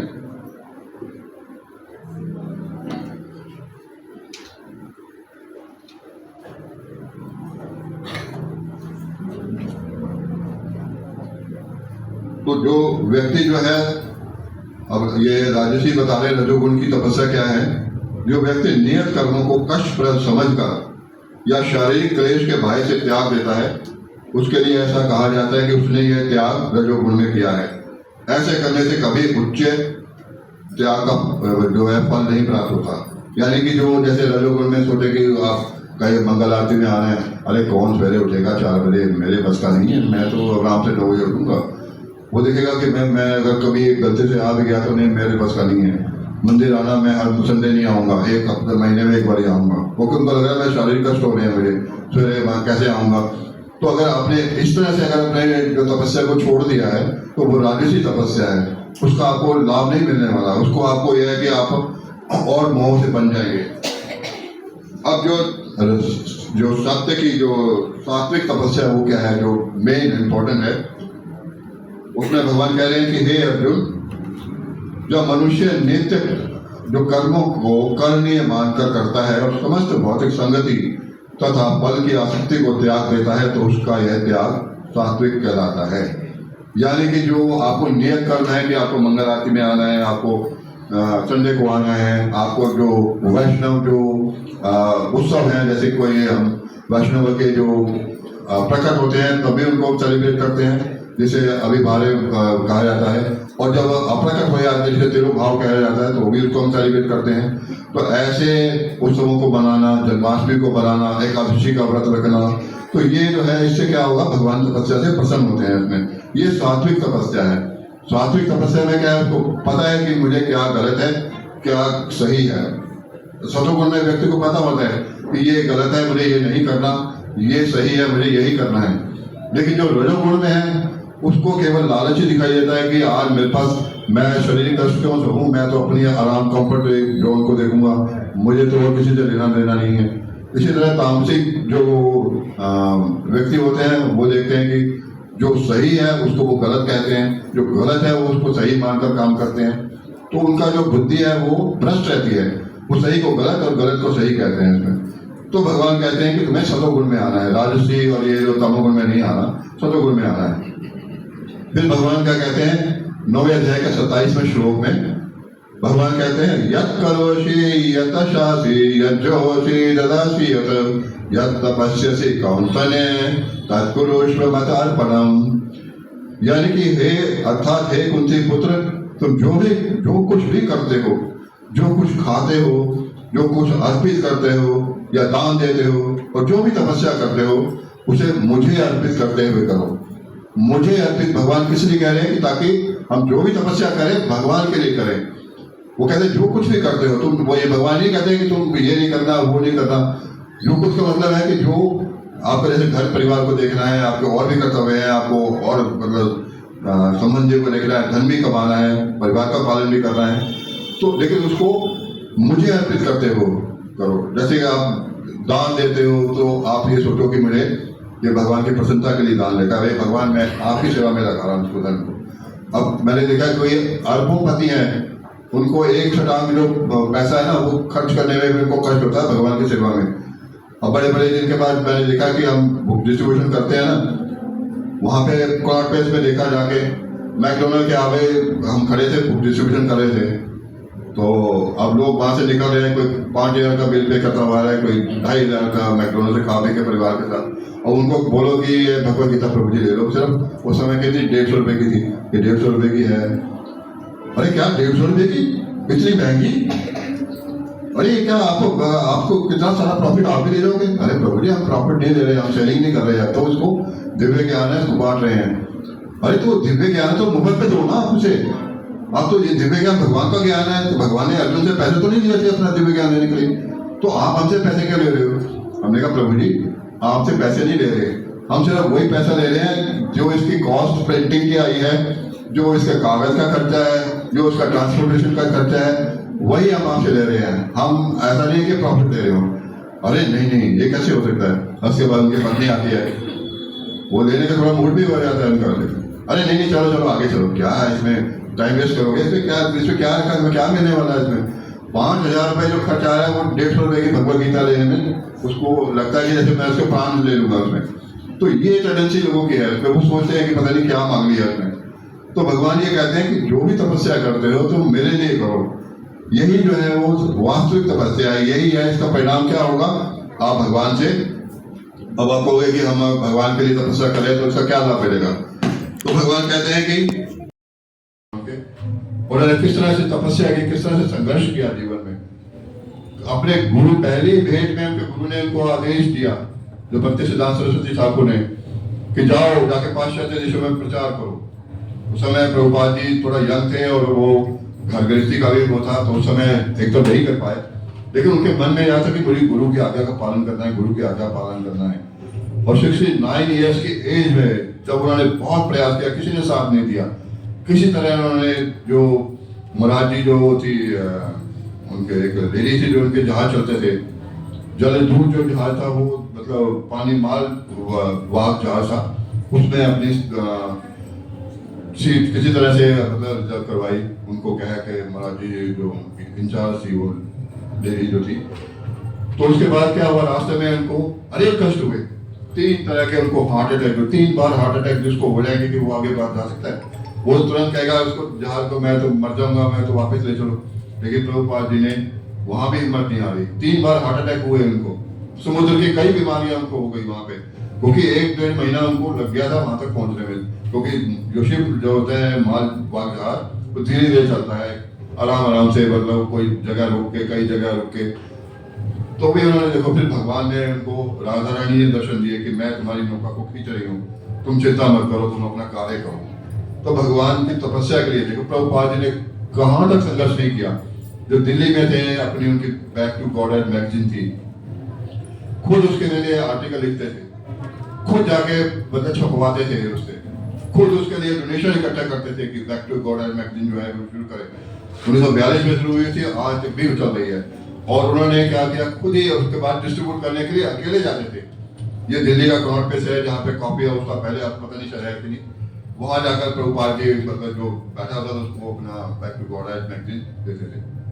तो एक एक चीज के लिए देखिए प्रभुपाद जी ने, जब श्रीमद् भागवतम का उन्होंने लिखा पहला स्कंद, तो उसके उनको प्रॉब्लम थी कि ये इसका पैसा का अरेंजमेंट कैसे करें। तो काफी लोगों से मिले, और जो ये जो है गीता प्रेस के जो इंचार्ज थे, पोदार, पूरा नाम मुझे याद नहीं आ रहा, उन्होंने 5,000 की उस समय हेल्प की थी उनको। और फिर उन्होंने ऐसे डोनेशन लेके, और फिर देखिए प्रभुपाद जी वहाँ पे छिपीवाड़ा में रहते थे, और खुद ही जो है वो श्रीमद् भागवतम के कागजों को लेने के लिए रिक्शा लेके खुद कागज वहाँ से खरीदते थे, लेकर आते थे, जो प्रेस वाला उसको देते थे। फिर 8 बजे 7 बजे प्रभुपाद जी वहाँ पहुँच जाते थे, और उसके बाद फिर वो जो प्रेस वाले के साथ बैठ के जो छप रहा है उसको प्रूफ चेक करते थे। और फिर देखिए कि जब तक मतलब छप नहीं गया, प्रभुपाद जी ने पूरा संघर्ष किया।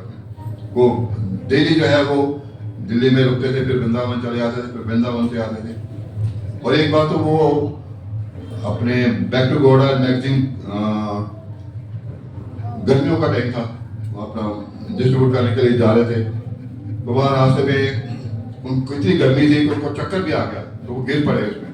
वो गिर पड़े, उसके बाद फिर उनको लोगों ने उठाया, पानी पिलाया। उसके बाद तो देखिए उन्होंने कहा कि मैं हर जो काम है वो भगवान कृष्ण की सेवा के लिए कर रहा हूँ, अपने नहीं कर रहा, मेरे गुरु की आज्ञा है। और वो गुरु की आज्ञा पालन करने के लिए चाहे उनको कितनी भी मुश्किलें आई, किसी ने इंडिया में साथ नहीं दिया, और वो देखो अकेले पहुंच गए। तो कहाँ पे, जहाँ पे जो सबसे जो भ्रष्ट लोग थे ना, बाबरी जो है इलाका था, सबसे जो हिप्पी लोग थे, वो जो ड्रग्स लेते थे, दवाइयाँ लेते थे, वो देखते थे कि हम आध्यात्मिक उच्च चेतना को पहुंच रहे हैं ड्रग्स लेने से।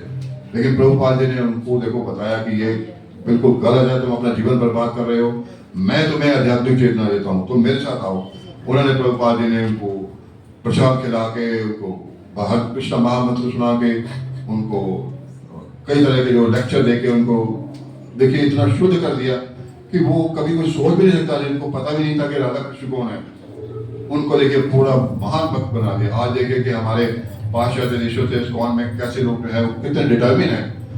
रशिया में देखिए कि वो इतनी मुश्किलों से वहाँ की गवर्नमेंट अलाउ नहीं करती थी, तो हमारे गुरु महाराज गोपाल कृष्ण गोस्वामी महाराज उनकी ड्यूटी लगाई, तो वो ऐसे ड्रेस नहीं पहन के जाते थे क्योंकि वहाँ की गवर्नमेंट बैन उनको अंदर ही नहीं आ रही थी। वो जैसे सिविल ड्रेस पहनकर ऐसे और वहाँ पे प्रचार करने के लिए प्रभुपाद जी भी गए, तो वहाँ पे कोई उनको जानता नहीं था और वो उनको बड़ी मुश्किल हुई खाने के लिए, वहाँ पे सब जगह नॉन वेज ही मिलता था। फिर धीरे धीरे प्रभुपाद जी ने फल के लिए कोशिश किया, फिर एक दो भक्तों को जोड़ा, बहुत संघर्ष किया उसने। इसी तरह हमारे जो गुरु महाराज हैं गोपाल कृष्ण गोस्वामी महाराज, पूरी तरह से उन्होंने एक एक क्षण जो है वो भगवान की सेवा में लगाया, एक एक मिनट जो है उनका भगवान की सेवा में लगता था। और वो कहते थे कि मुझे प्रभुपाद जी की सेवा करनी है, उसके लिए वो तपस्या करते थे और सुबह से लेकर रात तक जो है वो कभी कभी प्रसाद देना भी भूल जाते थे, लोगों से मिलने आते थे, उनसे मिलते थे, उनसे तो रात हो जाती थी, उनको पता नहीं लगता था। एक बार उनकी मतलब काफी बीमार हो गए, डॉक्टर ने बोला कि तुम्हें जो है वो अब बिल्कुल आराम करना है कंप्लीटली, तुम्हें 15 दिन कहीं नहीं जाना, तुम बिल्कुल आराम करना है, नहीं करोगे तो तुम्हारा स्वास्थ्य और खराब हो जाएगा। अब गुरु महाराज जी जो है वो क्या करते थे कि एक घड़ी जैसे सवेरे उठते थे, अलार्म घड़ी अपने पास रखते थे और वो बार बार उठ के देखते थे अब कितने बज गए। जैसे होता है ना, हमें पता कि मंगल आरती में जाना है तो हमें पता है कि सवेरे 4 बजे उठना है, तो हमारे माइंड में रहता है कि हम जल्दी से देखें कितने बज गए। कई बार मेरे साथ भी होता है, मैं देखता हूँ अरे अभी तो 2:15 ही हुए हैं, अभी तो 3 ही बजे हैं, तो बार बार माइंड में रहता है कि कहीं हम ऐसा ना हो कि सोए रह जाए। तो अब जब उनके शिष्यों ने देखा कि गुरु महाराज इस तरह से रात को उठ के देखते हैं तो या तो आराम ही नहीं कर पाएंगे, तो उन्होंने क्या किया, एक दिन घड़ी छुपा दी उनकी कि भाई ये मतलब बार बार उठ के देखेंगे तो घड़ी छुपा दो, ना देखेंगे ना आराम से आराम करेंगे। तो अब गुरु महाराज को आदत ही उठे, तो उसके बाद देख रहे घड़ी नहीं है, मेरी अलार्म कहाँ गई, नहीं है, इधर देखा नहीं है। तो उन्होंने कहा कि क्या रीजन है कि मेरी घड़ी जो है कहाँ गई। उन्होंने अपने सेक्रेटरी को बुलाया, उन्होंने कहा गुरु महाराज डॉक्टर ने मना किया था, आपको कहा था कि रेस्ट करना है, तो इसलिए हमने आपकी घड़ी जो है अलार्म घड़ी छुपा दी ताकि आप बार बार उठ के ना देखें। तो उन्होंने पता क्या बोला अपने सेक्रेटरी को, तो मेरा जीवन बर्बाद करने के लिए क्यों तुले हुए हो, तो मुझे आराम से चैन से क्यों नहीं लेने देते, मुझे भगवान की भक्ति करनी है, तुम उसको मेरे को विफल करना चाह रहे हो, तो मुझे और भी सजा दे दो लेकिन ये सजा मत दो। तो वो जो है वो कहते थे कि मुझे भगवान से विपद नहीं करना, मेरा जीवन बर्बाद हो जाएगा अगर एक सेकंड भी मैं नहीं लगाऊं। तो वो मतलब इतने ज्यादा डिटरमिन थे। अब ईश्वर कैलाश बनाने के लिए उन्होंने कितना संघर्ष किया। वो मंदिर बनाने के लिए उस समय 6 करोड़ की जरूरत थी और वो पहले तो उनको जमीन ही नहीं मिल रही थी, वो पहाड़ी इलाका था। जिसके बाद जाते थे वो मना कर देता था कि पहाड़ पे कैसे आप मंदिर बना देंगे, ये तो पूरा बहुत बड़ा पहाड़ी इलाका है। तो गुरु महाराज जो है हर क्षण, जैसे वो कोई वीआईपी से किसी जान पहचान निकालते थे तो रात को जो उनको मैसेज आता था गुरु महाराज को कि रात को 11 बजे आपसे वो मिलना चाहते हैं। गुरु महाराज 11 बजे रात को उस वीआईपी से मिलने चले जाते थे कि वो कहते कि गुरु महाराज आपको सोने का टाइम है, नहीं पहले ये जरूरी है इसमें। तो वो पूरी कोशिश करते थे कि मतलब उन्होंने जाके फिर वो उसे मिला, काफी बार 2-3 बार जाके मिले। तो फिर उस व्यक्ति ने ये करा दिया कि आपको ये जो पहाड़ी है इसको उड़ाना होगा, पहाड़ी को, चाहे आप डायमंड से उड़ा दें या किसी से भी, तो इसके बाद ये आपको जमीन तो मिल जाएगी इसमें। और उस समय जो 6 करोड़ की जरूरत थी, अब 6 करोड़ उस समय आज के टाइम पे, उस समय के टाइम में आज के सब जो 60 करोड़ या मतलब 100 करोड़ लगा लो आजकल के टाइम पे, उस समय 6 करोड़ की वैल्यू थी। तो अब ये इकट्ठा करें। तो गुरु महाराज जो है वो पूरी तरह से डिटरमिन थे, सुबह से शाम तक वो मतलब लोगों से मिलते रहे, बिजनेसमैनों से जाकर, कोई आराम का मतलब ही नहीं उसमें। पूरी जो तपस्या उन्होंने की वो भगवान की प्रसन्नता के लिए। और एक दिन जो है वो आप जानते हैं कि एक अंबुजा ब्रदर्स है, अंबुजा मुझे पूरा नाम याद नहीं आ रहा उनका, उन्होंने कहा कि ठीक है 3 करोड़ रुपया मैं दे दूंगा आपको, तो बिजनेस है बहुत बड़े। तो उसके बाद 3 करोड़ कहाँ से लाए, तो फिर उनकी सहायता की उस समय वेद प्रकाश जी ने, आप जानते होंगे वेद प्रकाश जी जो सूर्य इंडस्ट्रीज के जेपी अग्रवाल जी के ब्रदर हैं, मैं भी सूर्य में था, उसमें उसी ग्रुप में था। उन्होंने प्रकाश इंडस्ट्रीज के नाम से उनकी इंडस्ट्री अभी भी चल रही है। उस समय उन्होंने किसी तरह से लोन लेके 3 करोड़ रुपया गुरु महाराज की सहायता की। इसमें 3 करोड़ वहां से हो गया, 3 करोड़ 6 करोड़ का अरेंजमेंट हो गया। उसके बाद वो मंदिर बनना शुरू हुआ और आज जो आप देख रहे हैं कि जो मंदिर फल फूल रहा है वो गुरु महाराज की पूरी मेहनत है, उसमें तपस्या की उन्होंने। और आप देखिए पूरे दिल्ली के जितने मंदिर हैं, नोएडा के मंदिर हैं, गुड़गांव में हैं, वो हर जगह जाते थे गुरु महाराज कि ये मंदिर बनने में। अब रोहिणी का मंदिर में गुरु महाराज ने कितनी मेहनत की, द्वारका का मंदिर जो अभी कंप्लीशन पे है, कितनी मेहनत की उन्होंने। और मायापुर में जो मंदिर बना है, गुरु महाराज जो है वो पूरी तरह से डिटर्मिन थे कि किसी तरह से ये मंदिर बने। तो उनका जो हर समय उन्होंने तपस्या की। तो तपस्या का फल जो है ना वो अपने लिए नहीं कर रहे। गुरु महाराज अपने लिए एक पैसा भी अकाउंट में नहीं रखते थे। जो भी है वो कहते हैं इस्कॉन के नाम से होगा, मेरा कुछ नहीं है इसमें, सब इस्कॉन के नाम से जो भी करना है अकाउंट करो। अपने लिए एक पैसा भी नहीं रखा उन्होंने कभी भी। तो ये इस तरह से भगवान भी प्रसन्न होते हैं इसमें। तो संक्षेप में मैं यही कहूँगा कि तपस्या जो है वो व्यक्ति को शुद्ध करती है। तपस्या हमारे लिए बहुत जरूरी है, लेकिन तपस्या भौतिक ना होकर आध्यात्मिक होनी चाहिए। अगर भौतिक होगी तो हमारा हृदय शुद्ध नहीं होगा, अगर आध्यात्मिक होगी तो हमारे हृदय की मैल को निकालेगी। जैसे चैतन्य महाप्रभु कहते हैं चेतो दर्पण मार्जनम, तो वो हमारे मैल को, हृदय की मैल को निकालते हुए उसे शुद्ध करेगी। दूसरा जो है, जब हम तपस्या करते हैं तो भगवान की हमें और कृपा प्राप्त होती है। जैसे मैंने बताया कि हम गोवर्धन की परिक्रमा करते हैं तो भगवान की कृपा और प्राप्त होती है। कुछ व्यक्ति तो देखिए कि लेट के परिक्रमा कर रहे हैं, जैसे वो पत्थर से रखे होते हैं, एक थोड़ी सी वो गद्दी सी होती है, उसमें ऐसे उसको बिछाते हैं, पत्थरों से उसका निशान लगा देते हैं, फिर लेटते फिर आगे बढ़ते हैं। ऐसे करके कितना कोई आसान काम नहीं है कि 11-21 किलोमीटर इस तरह से परिक्रमा करनी, लेकिन उनको बेनिफिट मिलता है, इसको उनको जरूर मिलेगा उसमें। तो तपस्या कहीं भी हो, अगर भगवान के लिए की जाती है तो उसका लाभ हमें मिलना ही मिलना है। दूसरा यह है कि तपस्या कर कर हमें क्या होगा, जब हमारे हृदय की मैल दूर हो जाएगी, धीरे धीरे हो रही होगी, तो हम आनंद का अनुभव करने लगेंगे। भौतिक जगत में आप आनंद जो एक तरह से ना ही है, भौतिक जगत में सुख है ही नहीं, दुख ही दुख है। कुछ टाइम के लिए अगर सुख होगा भी तो वो फिर दुख में बदल जाएगा। लेकिन अगर आप दिव्य तपस्या करते हैं तो आपको आनंद की प्राप्ति होगी, आपके अंदर एक संतोष आएगा, एक संतुष्टि होगी, आपकी आत्मा एक प्लेजर फील करेगी। तो इसका ये लाभ होता है। और फिर बताया कि प्रभुपाद जी के जो बुक डिस्ट्रीब्यूशन जैसे अभी अगले महीने में शुरू होगा, उसके लिए हम तपस्या करते हैं तो बहुत ज्यादा लाभ मिलता है उसमें। अगर हम जाते हैं सड़कों पे, अब मान लिया किसी को ऐसे व्यक्ति को पुस्तक दे दी जो प्रभुपाद जी की, जो जिसका इंटरेस्ट भी नहीं था भक्ति में, उसने ले ली। अगर कोई भगवत गीता को जैसे अगर ये ऐसे पकड़ भी लेता ना, तो भी उसके कितने पाप जो है तुरंत नष्ट हो जाते हैं एकदम। और उसने ऐसे करके अगर खोल के देख लिया, एक श्लोक भी पढ़ लिया, तो हजारों पाप उसी टाइम नष्ट हो जाते हैं। अब देखिए कि ये जब ये पुस्तकें लोगों के हाथ में पहुंचेंगी, अब एक व्यक्ति अगर एक पुस्तक लेता है, उसका परिवार पढ़ेगा, कोई ना कोई तो पढ़ेगा ही, उसके बाद हो सकता है कुछ और भी पढ़े, तो ये पुस्तक कहाँ से होती होती कहाँ पहुंच जाएगी। तो एक पुस्तक जो है ना व्यक्ति का जीवन बदल सकती है। और प्रभुपाद जी ने इतना संघर्ष किया इन पुस्तकों को लिखने, ट्रांसलेट करने में। वो केवल रात को 10 बजे सोते थे और 12 बजे उठ जाते थे। 12 से 2 घंटे या 3 घंटे सोते थे बस। उसके बाद 12-1 बजे उठ के अपना वो ट्रांसलेट करना शुरू कर देते थे। और सारे आचार्यों की जो टिप्पणियां हैं, उनकी जो टीकाएं हैं, वो सारी उनको कंसिडर करते थे। और सुबह 4 बजे तक वो यही काम करते थे। उसके बाद एक एक शब्द जो है वो मतलब पूरे ध्यान से एक एक शब्द प्रभुपाद जी के तात्पर्य को पढ़िए, सब कुछ उन्होंने उसमें उड़ेल दिया है। हर व्यक्ति का उद्धार करने की इसको क्षमता है। वो कहते हैं 10,000 वर्षों तक, आने वाले 10,000 वर्षों तक मेरी पुस्तकें लोगों का उद्धार करती रहेंगी, लोगों को मार्गदर्शन करती रहेंगी। इसलिए प्रभुपाद जी ने इतनी मेहनत की। और आज देखिए पूरे विश्व में जो है उनकी पुस्तकें हर भाषा में, लगभग 80-85 जो भाषाएं हैं देश की विदेश की, सब में जो है वो प्रभुपाद जी की पुस्तकें छप रही हैं। तो ये जो है वो बहुत बड़ा लाभ लोगों को मिलेगा जो इस तरह का कार्य करेंगे। तो ये भी एक तपस्या है उसमें। अब आम लोग सोचते हैं कि मैं अरे बड़ा ईगो फील करते हैं कि मैं अरे पुस्तक लेके कैसे लोगों को कहूँगा ले लो।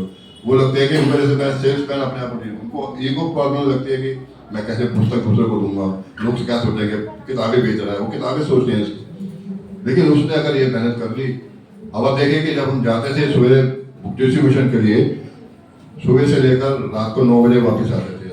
पंचशील में मैं मतलब हम सेवा करते थे और रात को हमारी हालत ऐसी होती थी कि मतलब कोई अभी कहे कि लेट जा तो लेट जाते, लेकिन अंदर से इतना सेटिस्फेक्शन लगता था कि देखो इतनी खुशी होती थी कि हम जो है भगवान की प्रसन्नता के लिए कर रहे हैं, प्रभुपाद जी की प्रसन्नता के लिए कर रहे हैं।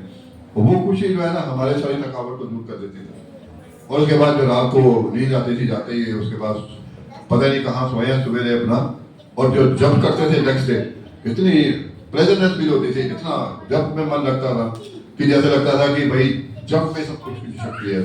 तो ये होता है लाभ उसमें कि जब हम भगवान के लिए तपस्या करें तो भगवान भी हमें इसका कुछ ना कुछ लाभ जरूर देते हैं इसमें। और फिर जैसे मैंने बताया कि आप महान वैष्णव हैं, उनको जो हमें निर्देश दे रहे हैं उनको फॉलो कीजिए, अपने गुरु को फॉलो कीजिए। और उसके बाद जो एकादशी का व्रत है, वैष्णव के जो तिरुभाव रविवार दिवस है उनको मनाइए। तो ये इस तरह से आप तपस्या करेंगे तो भगवान आपकी तपस्या से बहुत प्रसन्न होंगे और आपका जीवन बदल देगा। हरे कृष्णा।